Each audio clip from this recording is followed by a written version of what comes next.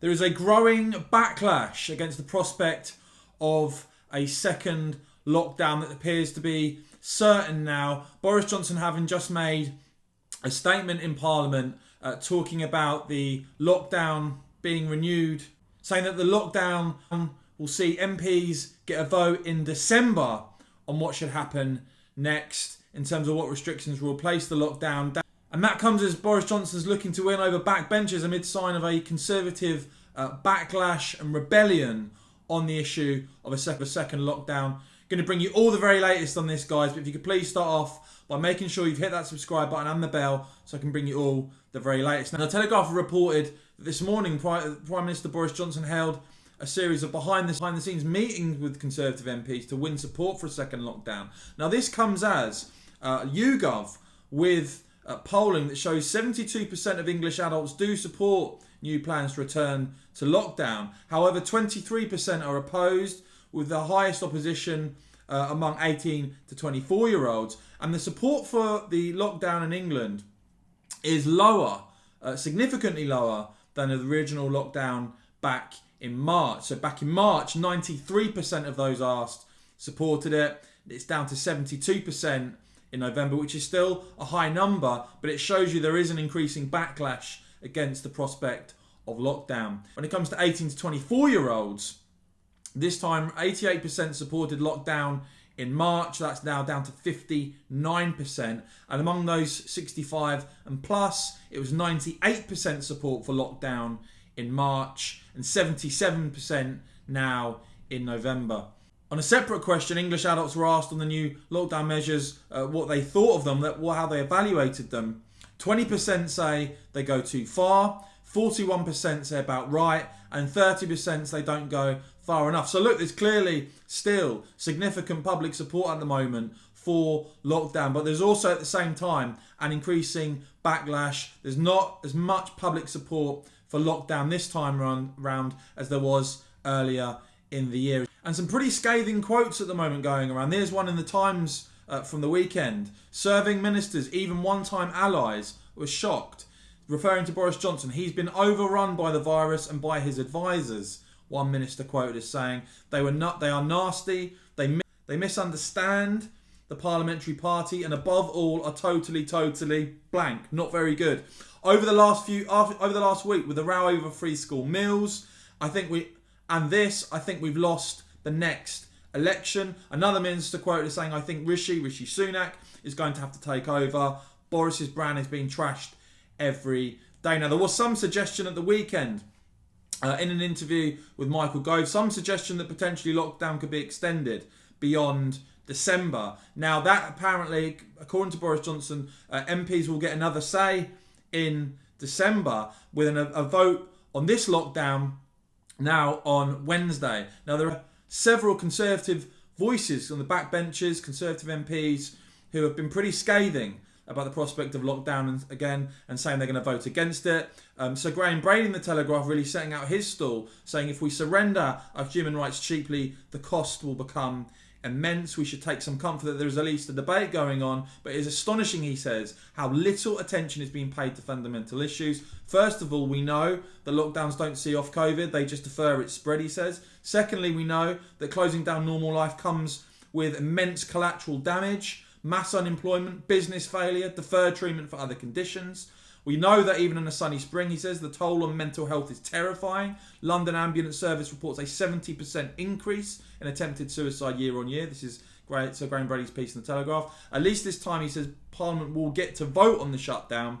But before that vote takes place, the government must provide, he says, a full impact assessment so that MPs know before they vote how many lives will be taken by the lockdown, not just how many the government hopes to save.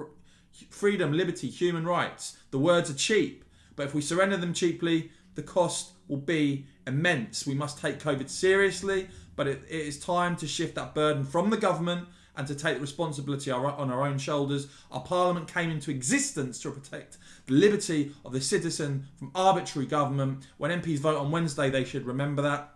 Another Conservative MP who's been outspoken on this today, Andrew Rosendale, saying, "I do not believe continuous lockdowns will solve anything. I fear we will regret the day we responded to this situation by closing down the country in this way. By adopting this approach, we are condemning the British people to bankruptcy, unemployment, and an explosion of non-COVID related health issues that are being neglected. Plus, we are seeing the biggest loss of our freedom and liberties in my lifetime. I can barely find a constituent who agrees with what is being done." He goes on to say, "I feel we are losing the trust of the public in the way that is being handled. I urge the Prime Minister to adopt a different strategy. The British people have always been of the keep calm and carry on way of thinking. It has not been a bad approach through difficult times in the past. We should adopt that spirit again," he says. "We must, of course, do everything possible to protect the vulnerable, whilst at the same time keeping Britain open and moving forward." Now, Conservative MP Esther McVeigh said she'll be voting against the latest lockdown measures when they come to the House of Commons on Wednesday.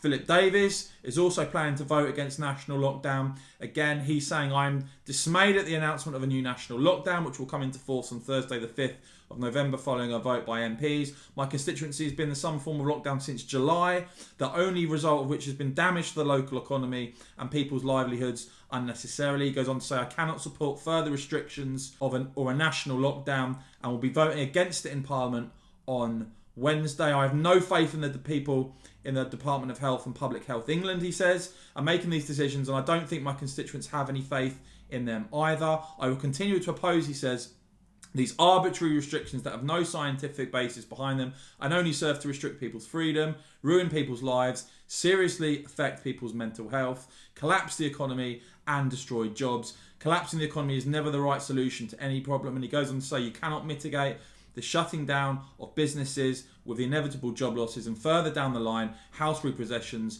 by the government throwing further billions of pounds that it doesn't have a problem they are causing themselves. It's an outrage," Philip Davies says, "and I'm sad people will be put out of work because of decisions cooked up in Whitehall. The people whose lives they are ruining get no say at all." Now, David Scullion of The Critic also pointing out to a further two Conservative MPs who apparently plan to vote against the lockdown. So Desmond Swain, quoted as saying, "These are difficult decisions, but that doesn't alter the fact that it's the wrong decision. More people will die in the long run." Another Conservative MP, Chris Green, said to be voting against it, says there was no explanation of balance between COVID and health and cost to health, business, education, liberty. The Prime Minister did not give a scientific basis, he says, for exiting the lockdown, so we are being led by the science or a desire for Christmas parties. Now, of course, we hear that Boris Johnson is having meetings with Conservative MPs. He's made a statement today, so we'll have to see. Maybe there'll be Conservative MPs that change their mind. Maybe the rebellion won't be so big.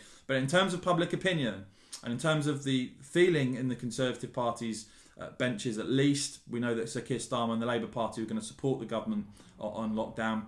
It does seem that there is an increasing backlash against lockdown. As I said, I laid out those figures from YouGov. Less public support for this lockdown than there was earlier this year. Fascinated to know what you make of what these Conservative MPs have said. Of course, you know, you've got Reform UK as an anti-lockdown party. What do you think about that? And what do you think about the general approach from the government, guys? Fascinated to know what your opinion is on this. Let me know. And of course, if you found this report helpful and informative, please give this video a big thumbs up, please, and click join to become a supporter. Would really appreciate your support.